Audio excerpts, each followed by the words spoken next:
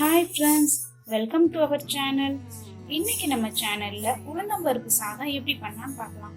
இதுக்கு என்னென்ன பொருள் தேவைன்னா, 1 டம்ளர் ரைஸ், அரை டம்ளர் உளுந்தம் பருப்பு, 1 டீஸ்பூன் ஜீரகம், 1 டீஸ்பூன் வெந்தயம், 3 டீஸ்பூன் துருவின தேங்காய், 2 காஞ்ச மிளகாய், தேவையான அளவுக்கு உப்பு, ஒரு 10-15 உரிச்ச பூண்டு,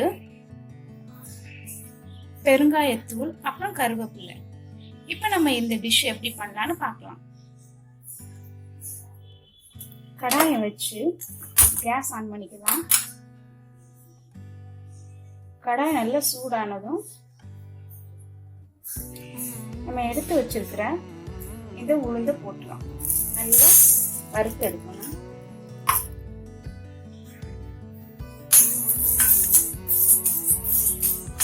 நல்லா பொன்னிறமா வர்ற வரைக்கும் நம்ம இதை நல்லா ஃப்ரை பண்ணிக்கலாம். யூஸ்வலா எல்லாருமே தொளி இருக்கிற பருப்பு தான் யூஸ் பண்ணுவாங்க. நான் தொளி நீக்கின பருப்பு எடுத்திருக்கேன். ஏன்னா குழந்தைங்க தொளி இருக்கிற பருப்பு போட்டு சாதம் பண்ணும்போது அவ்வளவா விரும்பி சாப்பிட மாட்டாங்க. இந்த மாதிரி தொளி இல்லாத பருப்பு போட்டு பண்ணா சாப்பிடுவாங்க. அதனாலதான் நான் இன்னைக்கு தொளி இல்லாத பருப்பு எடுத்து சாதம் பண்ண போறேன்.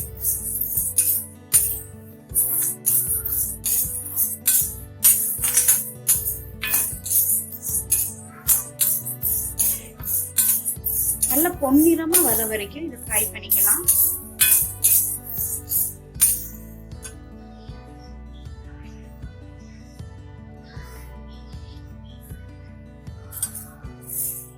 பாருங்க, நல்லா பொன்னிறம் ஆயிடுச்சு. இப்ப இதை நம்ம இன்னொரு பிளேட்ல எடுத்து வச்சிடலாம்.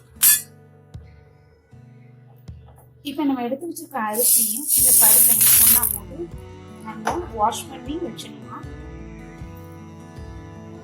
இன்னைக்கு நான் குக்கர்ல தான் இது சாதம் பண்ண போறேன். குக்கர் நல்லா காஞ்சதும் 2 டீஸ்பூன் நல்லெண்ணெய் ஆட் பண்ணிக்கலாம்.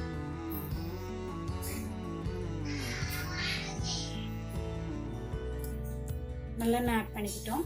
எண்ணெய் சூடானதும் ஜீரகம் போட்டுக்கலாம்.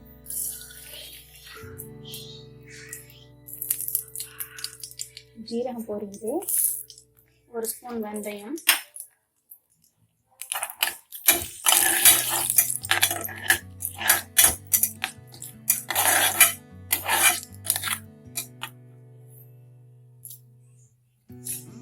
ரெண்டு காஞ்ச மிளகாய்,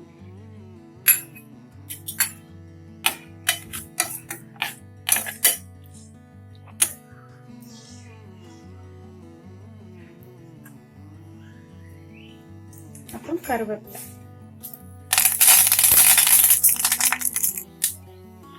நம்ம உரிச்சு வச்சிருக்க பூண்டை இது கூட ஆட் பண்ணிக்கலாம்.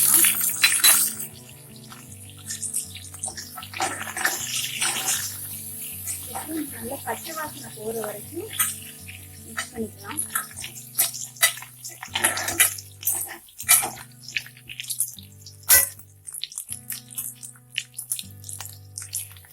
இப்ப இது கூட 3 ஸ்பூன் தேங்காய்,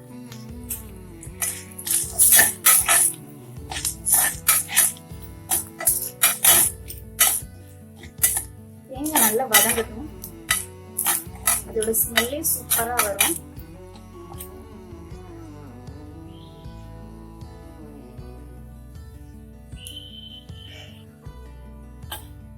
கொஞ்சமா பெருங்காயம்,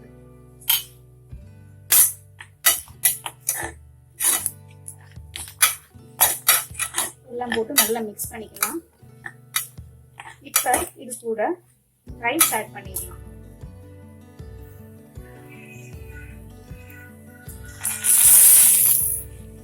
ரைஸையும் பருப்பையும் ஒன்னா போட்டு வாஷ் பண்ணி ஊற வச்சிருந்தேன். இப்போ இது கூட ஆட் பண்ணி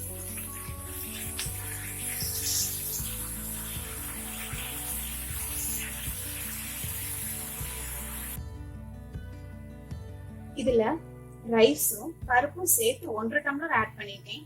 ஸோ நான் 3 டம்ளர் வாட்டர் இது கூட ஆட் பண்றேன்.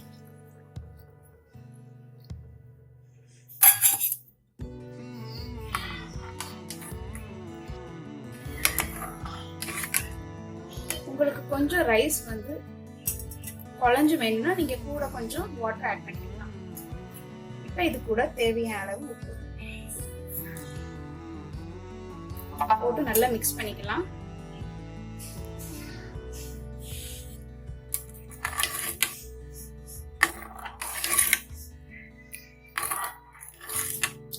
உப்பு நீங்க டேஸ்ட் பண்ணி பார்க்கும்போது ஒரு உப்பு கூட இருக்க மாதிரி இருக்கணும். அப்படி இருந்தா நமக்கு சாதத்துக்கு கரெக்டா இருக்கும் சாப்பிடும்போது. இப்ப இத மூடி போட்டு வச்சுக்கலாம். மீடியம் ஃப்ளேம்ல ஒரு 2 விசில் வரட்டும்.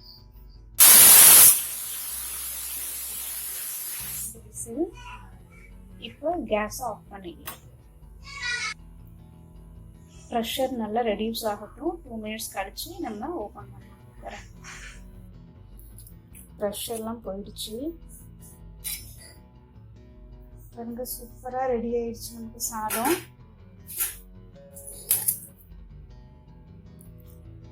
நல்லா குக் ஆயிடுச்சு பாருங்க.